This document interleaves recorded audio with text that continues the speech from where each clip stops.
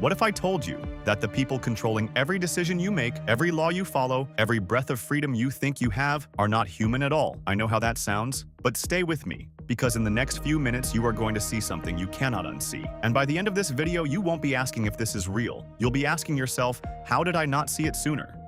This is not theory. This is a trail. A long, bloody, carefully hidden trail that starts thousands of years ago and ends right at the top of the world you live in today. Let's walk it. This started in ancient Sumer, one of the very first civilizations ever to exist in what is now Iraq. These people carved their entire history into clay tablets. Everything. Their laws, their gods, their fears, and what they feared most. They called the Anunnaki.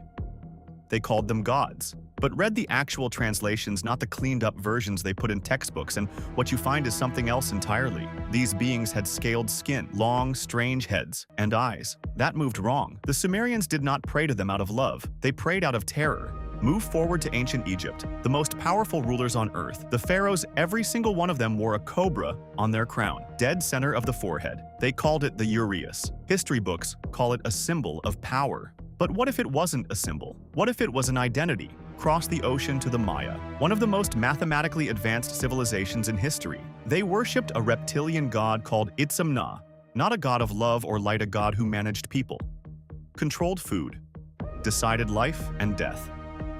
The Hopi people of North America warned for generations about beings they called the Snake Brothers.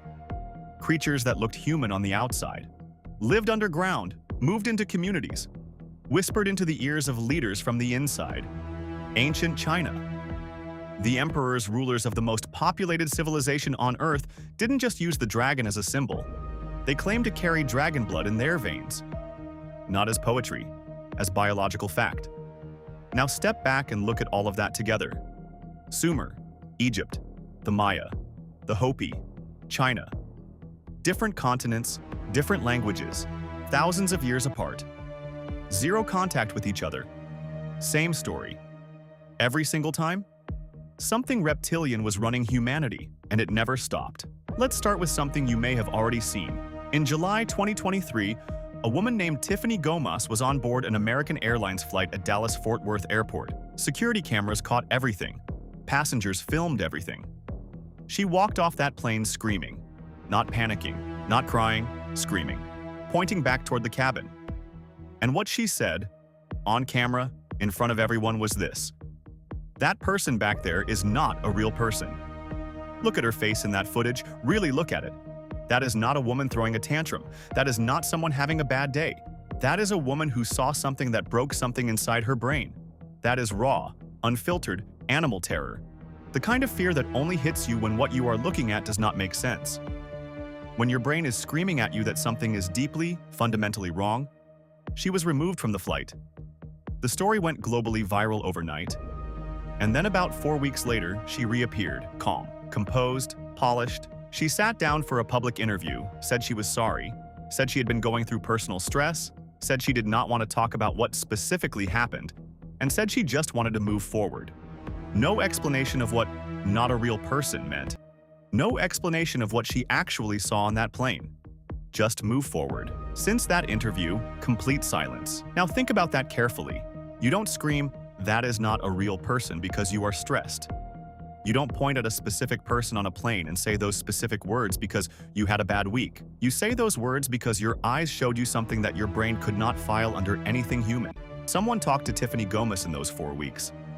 And whatever they said to her, it worked. In 2014, 3 pages of an internal NSA document surfaced from a source that was never identified and never found.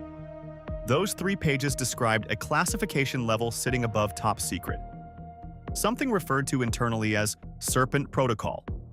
The language inside described ongoing monitoring of what it called non-indigenous biological entities embedded within senior positions of government, not foreign spies, not double agents. Non-indigenous biological entities. Beings that do not come from this planet. 3 pages, then nothing. The source vanished without a trace. A man named Thomas Costello claimed to have worked inside the facility beneath Dulce. He described 7 underground levels. He said the bottom levels were not built for human beings. He drew detailed maps. He provided technical descriptions of what he saw down there. Then in 1991, he disappeared. No body, no trail, just gone. His drawings still exist. He does not. And then there is President Eisenhower. One evening during a trip to California, he vanished for an entire night. His team told the press he had visited a dentist. The dentist confirmed he was never there. Declassified documents from that period reference a meeting at Edwards Air Force Base, with what the documents describe only as a delegation not of domestic origin. Eisenhower came back from wherever he went looking like a man who had seen the edge of something he could never speak about out loud. He spent the rest of his presidency warning the world about hidden forces operating inside governments, forces that could not be voted out, forces that answered to no election, no court, no public. And in the original handwritten draft of his farewell address, sitting right now in a presidential library, available to be viewed, there is a paragraph that was removed before the speech was ever delivered.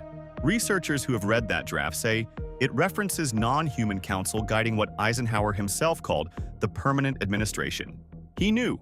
He sat across from them, and even he could not say it on television. Here is the full picture. The wars in your history books, most of them were never really about land or religion or freedom. They were about keeping specific bloodlines in power. Published genealogists, not conspiracy theorists, real researchers with real credentials, have documented that virtually every major world leader across the last several centuries shares the same family lines. Presidents, prime ministers, monarchs, the heads of the largest banks on earth, a closed circle, maintained and protected across thousands of years. And sitting at the very center of that circle, something that is not human. They designed religion to keep you calm.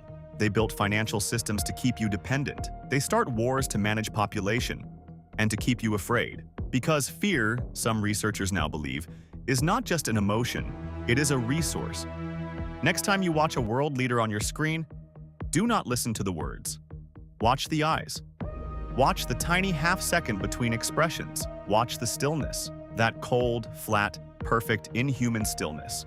You stayed until the end. Most people won't. They will tap off the moment it gets too real, too close, too uncomfortable. They will go back to sleep because sleep is easier, but you are still here, which means part of you already knew. Keep your eyes open. Watch the faces, watch the bloodlines, watch the eyes, and do not let anyone tell you that what you saw was nothing. If you want to go deeper, further than anything ever said publicly on this topic, you already know where we are. Beyond the Forgotten. Hit subscribe, turn on notifications, because the next video covers something that has been actively scrubbed from the internet for over 15 years, and we are only just getting started.